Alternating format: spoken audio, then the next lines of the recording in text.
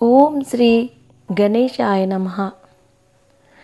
ప్రణమ్య శిరసా దేవం గౌరీపుత్రం వినాయకం భక్తావాసం స్మరే నిత్యం మాయోకామార్థసిద్ధయే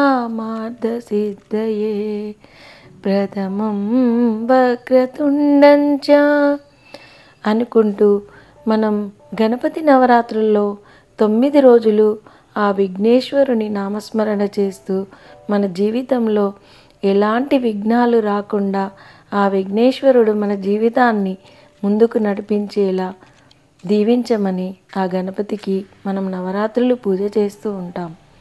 మరి ఆ నవరాత్రుల్లో నేను చేసిన హారతి డెకరేషన్ వీడియోని మీకు చూపించడం జరుగుతుంది. ఓం గం గణేశాయ నమః.